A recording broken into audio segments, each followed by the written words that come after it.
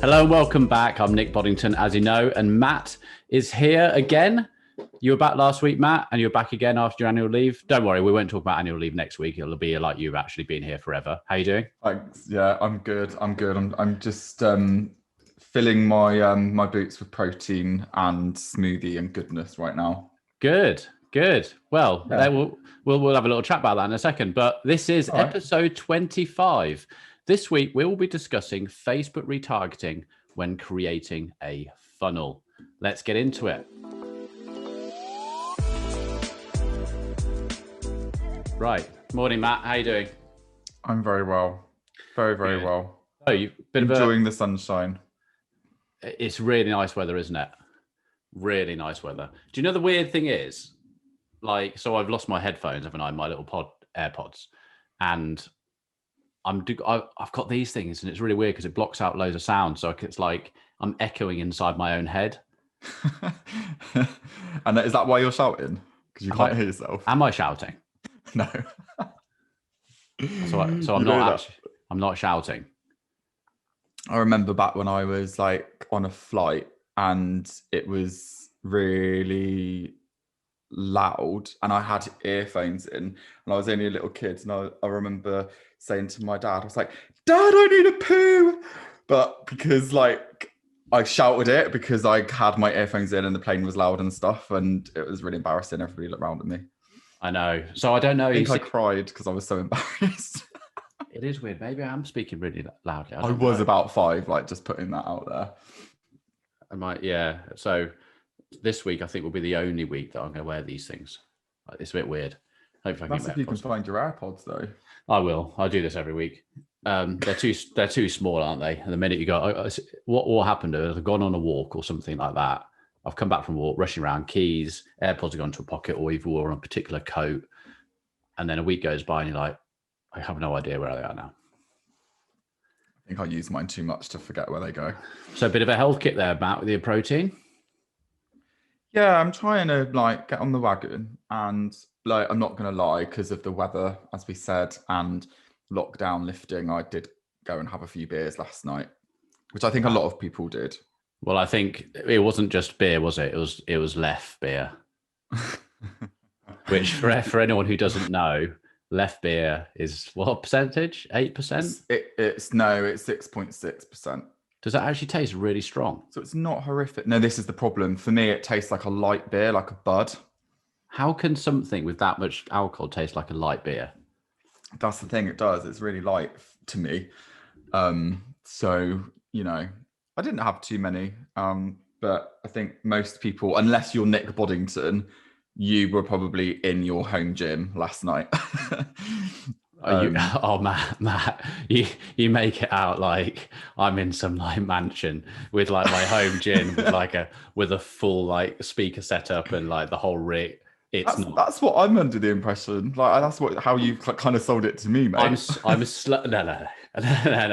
I'm slowly doing my garage, and at the moment I've gone from halfway full of junk and part gym to now 90% gym, 10% junk. But once I've got my garden patio done, which gets done at the end of this month, it means that I can actually bring the garden furniture from the from the garage onto the patio. So yeah, we're getting there. So I was in my home gym last night. And I just wasn't. I was enjoying a barbecue. Yeah. Oh, that's nice. And beer in the sun. Nice. So, yeah. Okay, well, what are we talking about then? Well, let's kick in. So last week we discussed Facebook retargeting. This week we're going to discuss Facebook retargeting. But last week was a bit of a hack, different audiences and stuff like that. But this week is not going to be so much hacky, but it's going to really get our audience thinking about the funnel. So this is probably this is lead gen opposed to, yes, it does. What we're going to be talking about does fall into e-commerce. But e-commerce, if people are shopping around a site, they're more likely at some point to buy, whereas lead gen is bringing in stuff that could be crap. And what I mean by that is, and I'm going to say it again for the 5th time this morning, if you're trying to get a good steak from a cow, there's no point in bringing sheep to your funnel. Meh. Meh. I'm not even going to try and do. You want moo. So yeah, if you want a nice Aberdeen Angus and you want loads of those coming into your funnel, there's no point in getting sheep. And the reason I'm saying that is because we've got a client that I'm on a call with later. We were on a call with him yesterday, but I wasn't on it. And he's wanting more of this sort of full funnel strategy. Now, at the moment, he's spending quite a lot of money at top of funnel. And that is bringing in, well, we're still, we've been working for a while, but he's in a marketplace to do with property. It's quite hard to get the right people in because he wants people who've got quite a nice pocket full of money to invest in his portfolio, which is across the world. And we're trying to pull people from Facebook who meet X amount of money, professional, don't have any time, want this company to do everything for them. Now, there's not loads of people out there like that, but the problem is a lot of the people coming through are the sheep. They're the people in this scenario that don't have quite the amount of money they need, want to learn about property investing. A lot of people want to learn about this sector because you can make a lot of money in this sector, but they're not qualified enough for the client. So let's call that a sheep. The problem is the tiny percentage of the cows that are coming through with a nice steak, there's not very many of them. So what the client is saying is, I want to do more retargeting. I want to do more lead gen funnel strategy, blah, blah. I know you guys are good at it, but I'm not seeing enough of this yet. And what I'm trying to get back is, if we've only got 95% sheep coming through because of the nature of what we're doing, there's no point in retargeting to the sheep if you want the steak. Makes sense? Mm-hmm. Because it's just wasting money. So it's a longer game, isn't it? Because there aren't many cows in that. There are a lot of sheep. So how do we get more cows when the whole world wants to learn how they can make a bloody fortune overnight in property, but we know it's not like that. And it's very frustrating for the client because they know they're out there. We know they're out there, but it's getting them in. See what I mean? Okay. That's my predicament. Yeah. So what are you going to do next?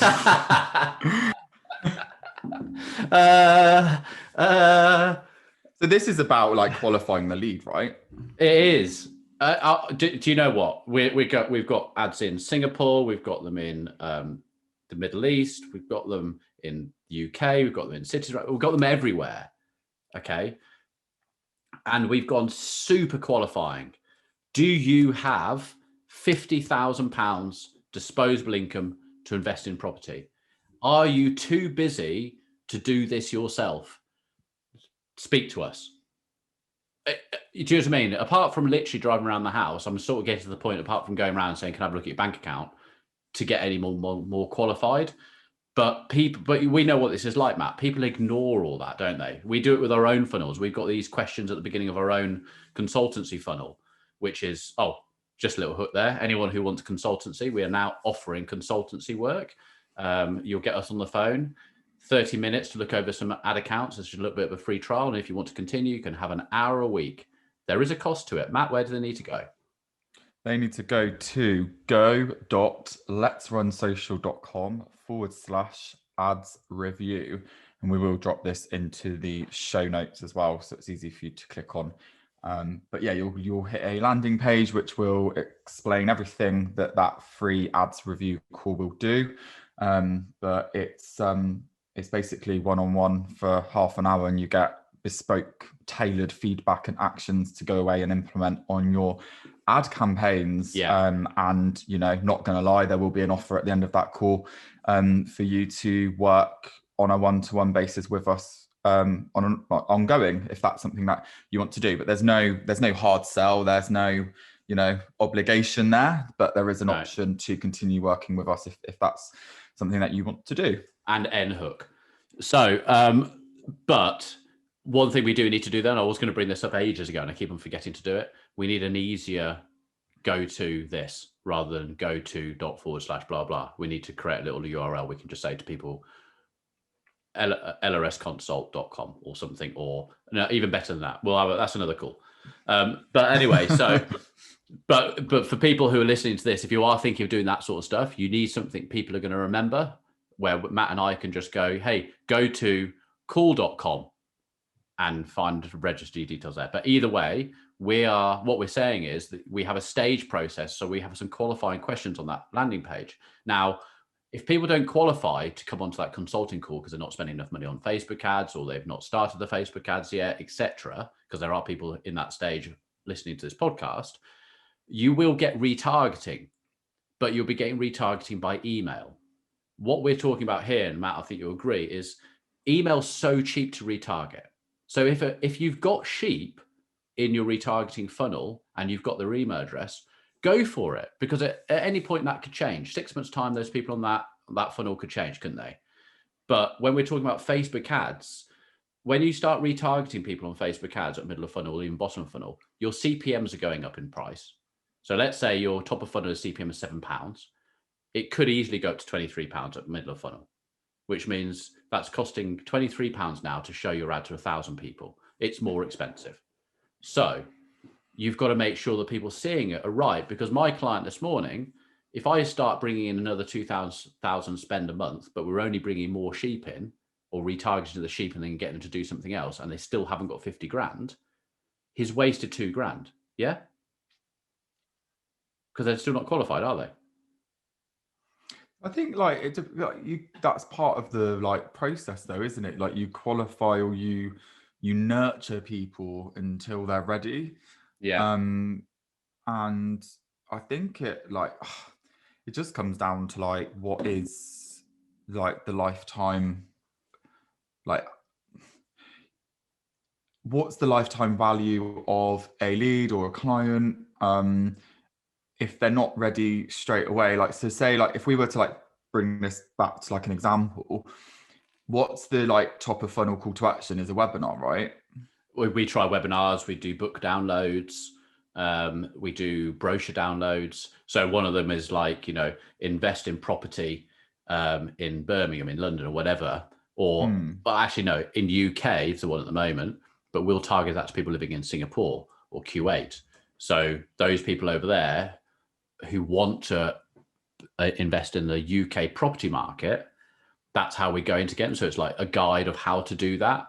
But again, but this is where there could be confusion on how you're getting to your audience, in the fact that, are you giving them how-tos, but you want them to invest in you? It's a hard one, isn't it? Because go on. Yeah, I just think that, there's a series of steps that somebody has had to go through to opt in, right?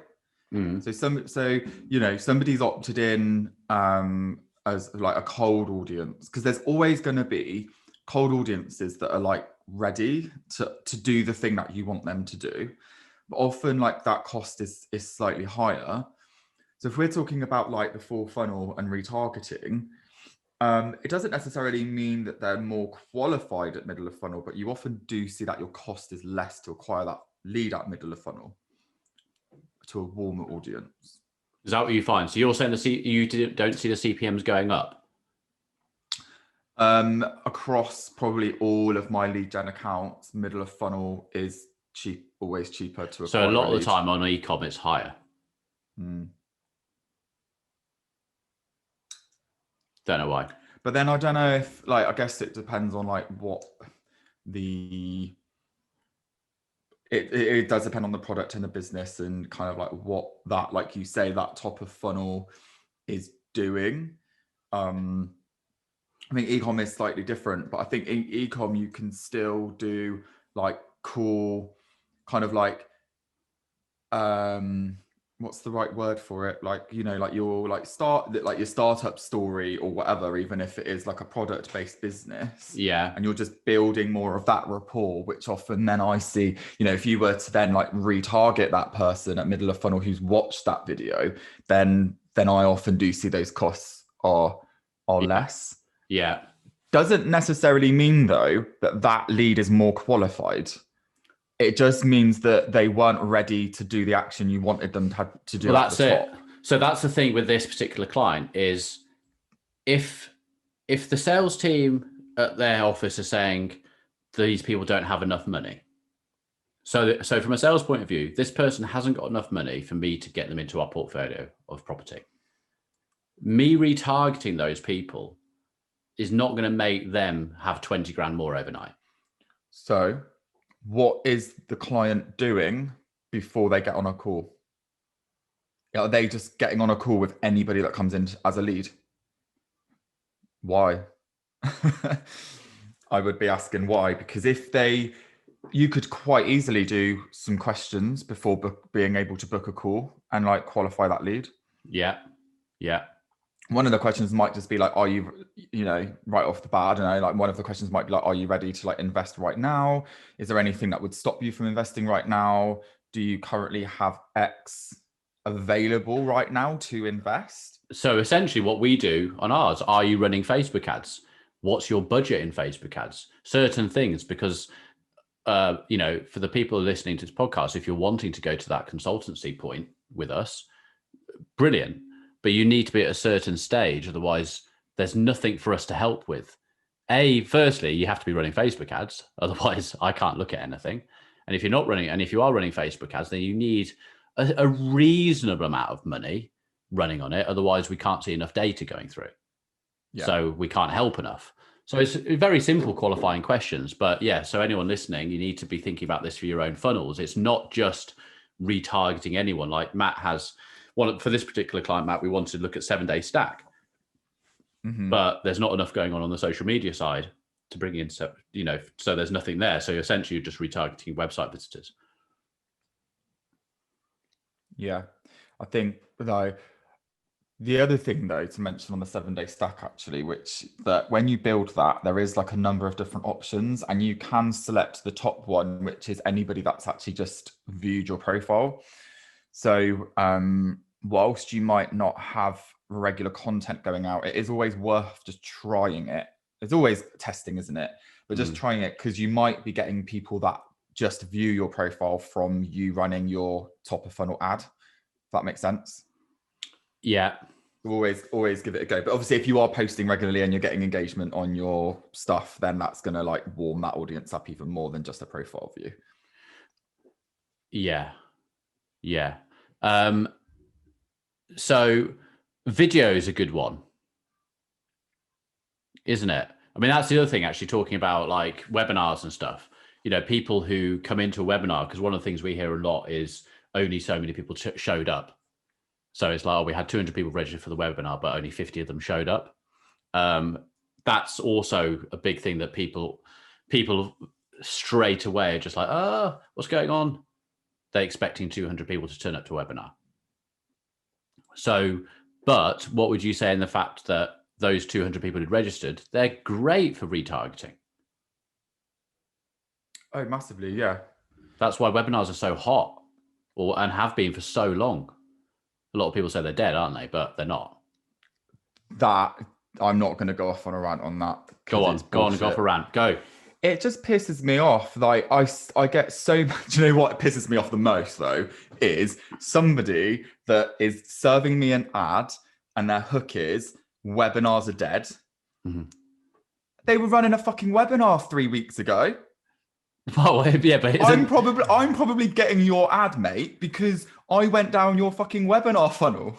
or are they using it as a hook for a webinar?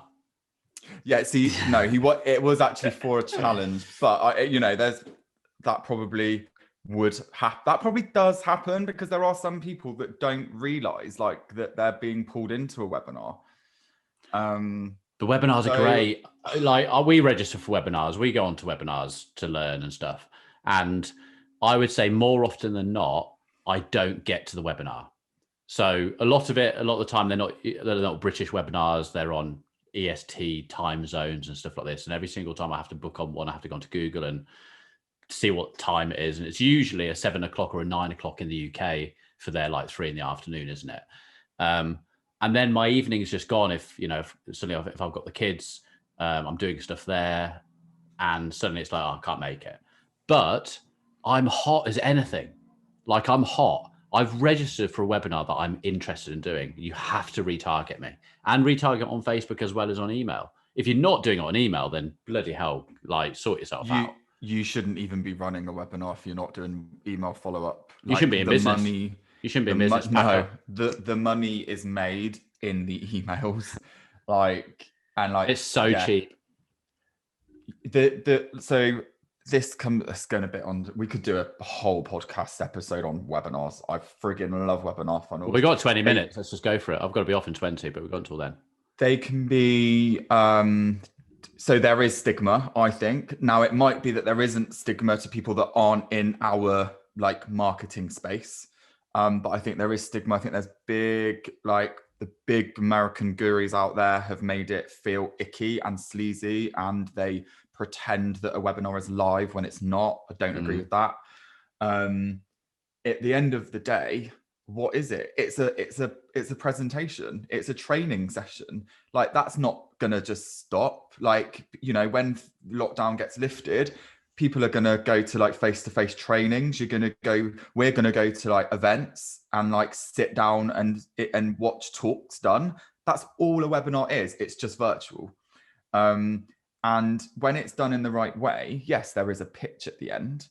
But if you do it so the actual webinar bit when you're teaching something is not bullshit, then somebody's gaining something from that. Yeah. And I think because you should always have value. You should always learn something on a webinar. Completely. But you're going on that. You're going to buy something at some point. Now it's either going to be buying from your course, Matt, or it's going to be buying it from my course, or buying it from Joe Bloggs' course. You're going to buy one of them. You just want to find which one you got most value from, which one you think you're going to get a lot of value from the course, and which thing who you trust. So this all comes into it. So someone who's not retargeting in any way to those people, that's leaving money on the table, because you've got to understand. You've got to understand that person is probably not going to buy at the end of the webinar. They're hardly anyone. Trust. It's like they're buying a car, isn't it? They're buying a German car. They're to go to test drive all of them. They want to see which models they are. They need to get on with a salesperson, and then suddenly they make a decision on which one they're going to get. Absolutely. And vroom, vroom. I don't know the stats. I can't remember memory shit. But Matt, faux pas. But the rate of the buy rate at the end of a webinar is so low. It all happens in the email sequence that comes after. And that's where you need to include scarcity. So a lot of the time you're going to have a deadline. So a week, the cart's open for a week and then it closes and things like that. And there's ways that you can do that in a clever way on an evergreen model. And that's when people start buying, when they think, oh no, I've only got a day left. That webinar was really good. I like that person. They've built authority with me. They've taught me something already in this webinar. If I can get their product, how amazing is that going to be? Yeah. And there's nothing wrong with selling at the end of a webinar. At the end of the day, if you've got something that people want, then you need to give them the opportunity to buy it from you, right? But it's just how you do it, and you can really align it to your brand, your tone of voice. It doesn't need to be done icky. And also, if you want to move away from the webinar, you could call it a masterclass, or you could call it an info session. It doesn't necessarily need to be branded as a webinar, but essentially it's the same thing. It's time with somebody on a video. And if you can be in the video rather than it just be text, that's obviously better. Not just having slides, but show up even if it's just at the beginning to show your face. But also, even if you're not doing it to sell something, it's a great way for you and I, and invite a guest on or whatever, to be talking on Zoom like this, no slides, just literally having a chat with an audience of 50, 100, however many people you're going to get on it, where you're not selling at the end, but you're starting to build authority in the space that you're in. And then your follow-up is to get people back into it and build up more authority and trust. Give, take. Exactly. Yeah. So it's also a really good, so for lead gen, it's a really good lead magnet because it does two things. So you're getting your opt-in. So your masterclass or your webinar is the opt-in, but then it also does the selling. So you're doing two in one, rather than getting somebody to opt into a, I don't know, like a PDF ebook or checklist or whatever it is that you decide, like templates, whatever, like a digital product, getting somebody to opt into that and then get them onto the webinar. Yeah. If you're trying to sell something more high ticket, because webinars are there for like more hot, like a grand plus, say, then you've got like an extra step that you don't really need to have. Yeah. Again, it's all testing, and I think it depends on where you are in your funnel and your business, because, you know, if you're just starting out, it takes you like a few hours to like slap a lead magnet together in Canva, and you can just get that launched, and then you can start working on your webinar, and then you might move things around and do like your webinar as your lead magnet, and then your your other lead magnet that you created could be like, I don't know, like a tripwire or an order bump or something. Yeah. Or you just provide that as more value during your like email sequence, like an extra resource. So having all of these different things is really important, and it's just about testing them in different places. Yeah. But like, do you have anything to add on that? No, I don't think so. Like I'm going off. I was gonna move over to ecom slightly. Just to help listeners who've got ecom. So this came out of actually one of the consultancy calls I was on last week, where Tom had done some great stuff, like really good stuff. He'd been put in a lot of stuff to do what 7-day stack he was using, things like this. And he was coming up with some amazing retargeting ideas, but he's not quite there on the amount of traffic that is coming through. So it's like, if Tom was listening, if only the big companies were doing some of the stuff that you were even thinking of, that they could do a much better job, because they have got the traffic and the funds to be able to do it. So you're obviously if your top of funnel's working well and you're bringing in good traffic coming in from the top, but it's not just traffic, as you know, guys. We run purchase conversions to bring in the good traffic, and they are good and they are looking around. But if you've got the numbers, you can start actually creating custom audiences based on the URLs and the pages, on product pages that places are going. So you can actually say, if let's say you're selling home furnishings, you could have all the URLs for all the lamps in one custom audience, and all the URLs for the chairs and desks and all this lot. You don't really see this, do you, Matt, at all, even for these big companies, that you then start seeing ads for what you've been looking at. But you need the traffic to do that. And then Tom was also coming up with some great ones where he was literally looking at we were discussing the DPA. So you got people. That's what I was about to say. That's what that pretty much does. Yes, exactly. Rather than having to have the URLs, right? Yeah, I suppose. Yeah, I suppose it does. But you could show other things, couldn't you? Not just what they've looked at. Yeah. So if someone's looking for a grey lamp and they've been to lamps, I mean, that's going really in depth. They've gone to the grey lamps or white lamps. It could go on, couldn't it? Yeah. But what you're saying is there's cool shit you can do with targeting. There's cool shit you can do. So it's thinking of it, but I think the bit where people have to hold back. I think where people have to hold back, especially the sort of people that we're talking to, and a lot of our clients as well, because unfortunately, not every agency has got a client base full of the biggest companies in the world, is you have to have enough traffic to do this. Otherwise, Facebook doesn't feed out. So like I've seen this example a few times over the last couple of weeks where clients and and students, if we can call them students from the consultancy side, have basically said, well, why is this not feeding out? And I think even you said actually on one of the calls yesterday, because you're dabbling with one of our ecom clients, you said, why is this not feeding out in DPA? And because the audience isn't massive, and then you've got all the different exclusions coming in, Facebook is just going, because that was the thing that we discussed, was if you're retargeting based on what people have looked at on a DPA, which is how the dynamic product ad works, and they've added to cart in the last 14 days, I think your settings were on, but then you wanting to exclude people who've purchased and people website visitors in the last 7 days and all these other ones, then the argument is that Facebook is going, hold on a minute, I'm having trouble now actually getting many people into this unique retargeting audience, because you're trying to make it so specific that unless you've got high volume of traffic, Facebook just won't be able to feed it out because it's not, Facebook feeding doesn't work like an email campaign. If you've collected 4 emails and you said to MailChimp, send this email to all my email addresses, and you only have 4, MailChimp will still be able to send it to 4. In Facebook, because you might have 4 people in your audience, Facebook won't be able to feed out to 4 people because it's got your budget per day, it's got your CPMs, all these different things. Facebook just has to get to a point of an audience size before it sort of triggers to start feeding out. On fact, did you do that DPA ad? That's what I'm literally looking at now, and so I changed it up, and the other one that's just plain without any exclusions is not feeding out either. Oh, so it's not feeding out.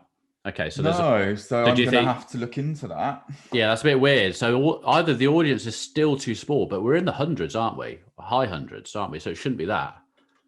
It's not. It can't be that. There's like loads of traffic. So there you go, guys. We come across problems ourselves, and we're honest enough to even bring it onto the podcast. How do you fix a DPA feeding out? Yeah, we'll bring that back on a podcast once I've worked it out. But I don't know. And the thing is, with DPAs, that's all like linked to like the shop and the catalog, and there's all that kind of like techie stuff, which often is the problem, isn't it? The thing is, we've done it in the past with this client. They've run DPA. Yes, we have. And I actually just duplicated the campaign that was running that I had results on. So I don't know what's going on. I need to spend some time looking at that after this recording. Okay, so that's where we are really, unless you've got anything else you want to add to this, Matt. I just wanted to really just sort of like summarize by saying that there's a lot out there around like the full funnel, and I use the full funnel on a lot of my lead gen clients. So that's when you've got a cold audience, and then you're retargeting. And we've spoken a lot about the different kind of audiences that you can test. But just a quick, I've just made some notes earlier, just as a quick like rundown of like maybe 5 like top options that you might want to target. So 7-day stack, as we've mentioned before, you might want to split test a 30-day stack just so it's a bit wider. Video views, so any videos that you've put out there of 25%, it could be like where you start. You might want to play around with the percentage, website visitors, and social engagers. And actually breaking them out like that will allow you to see where your warm audiences are most effective. But in terms of, so they're the warm audiences. The cold audiences are like the saved audiences or like lookalike audiences. But often what works well at the top is the video to build that rapport and that trust. It does work like well. That, it works really well. It's like there's one client that we're retargeting so the best way to retarget at middle of funnel will be the creative or the thing that's happening at the top. So like retargeting that. So if you have a video and you're creative at the top, you can obviously at the middle retarget those videos. And like the lead comes out like 30% less than cold. So then you'd argue, okay, so like why are you running cold? And that's just the testing phase. So that's what I was saying, is that the full funnel, give it a try, but also always be testing your call to action to cold, like that purchase or that lead opt-in as well, because there will be those people that are just ready to do the thing that you want them to do right off the bat. You've just given me an idea actually, Matt, for this client. So I'm going to run a video at top of funnel because I think he's got one. I think we used a video last week for a webinar, but I'm thinking that this video was more about, investing in property, blah, blah, in the UK and talking about like the regeneration of these cities like Birmingham and stuff, what they're doing. And I don't think the video led on to join this webinar. That's what I need to check. But I'm now thinking, do I run that in the countries that we're advertising? And then because we could put probably a decent amount of budget on it, then actually retarget, because it's about 2-minute long video, actually retarget people over 50%, even 75% of watching that video with the normal hooks that we're doing at top of funnel now. So those normal hooks become middle of funnel. Yeah. And that video becomes top of funnel. Yeah. And you don't necessarily need to, so the video needs to be either value driven or entertaining. What doesn't work so well, I find, is if like e-com is an easier one, is a video that's basically just an advert for the product. So that might be where like you might do your founding story and like, I've developed this product because of this, and it's like eco-friendly, and like talking to the beliefs and all of that of your target audience and get the buy-in that way, not come and buy my thing. Yeah. So like with but your you example, could make it cool though. Like you could make it if it's a how-to, or it's quite an innovative product where something that would work. You can imagine it on TikTok. Like my son comes in going, I'm going to do this, I'm going to do that. And it's like, oh, wow, that's a great product video. Yeah, exactly. But you're then selling, and this is where like the other category of like value comes in. So absolutely, you can like demonstrate how your product is used and how it's going to help the consumer and again, it's rather than saying buy this because it has this feature, and this feature. It's more about going into the benefits of what that will bring. So that's a really good example. So like with your client, you could, and it doesn't need to be time sensitive either in the video. So it could just be, you could just rotate like a load of videos at the top of funnel for like different educational pieces on property investing. But the call to action happens at the middle to opt in, because there'll be, I think what everyone just needs to realize in these, which is we're always having to reiterate this to our clients, is that if a client is looking at the whole budget over a whole account, and you've got a cost per lead, because let's say you're just running a top of funnel and the cost per lead is coming through at £15. If you suddenly put and you're spending, let's say £5,000, if you then suddenly put £1,000 or £2,000 at the top of funnel, but you're not getting conversions, that £2,000 is just going to dilute the cost of your overall lead cost. So your overall lead cost now is probably jumped up to £22 a lead, but you're hoping that the £22 a lead is still good because the stuff coming in is better than when you were just running at the top of funnel. Correct? Yeah. Well, yeah. So what you would hope for is that your conversion cost at middle of funnel far outweighs what you get at top of funnel, and therefore makes it profitable, profitable overall. So the client's just got to sit. So let's say this, going back to my client now, 10 grand's being spent top of funnel. I take 2,000 of that, so we're now at 8,000, and I put that as a new top of funnel video and make the rest of it currently middle of funnel. Yeah. Well, often your top of funnel budget will be higher because you're trying to get more people in, and there'll be a smaller audience at the middle. But what you might do is break it down so you'll still have your cold stuff happening, because those people are still ready to just opt in. Yeah. We'll have a chat about this off air and see how we build this one. I think that it could work. It's worth a try. Okay. Well, I've got to go because I've got to go and do some work. I can't talk on podcasts all day, can we? We've got a business to run. Exactly. And clients to fix clients' ads. And stuff. So thank you for listening, guys. Yeah, been great. I love these podcasts. Hope you got something from that. Give you some food for thought for your audiences, etc. And we'll see you on the next one. But yeah, remember, if you're interested in the consultancy, go to the longest URL in the world, which is go.letsrunsocial.com/ads review. There we go. I think what we'll do is change it to adsreview.com. That's probably taken, but probably somewhere along those lines. We'll get a short URL, Nick. Okay, brilliant, guys. See ya. Take care. Bye.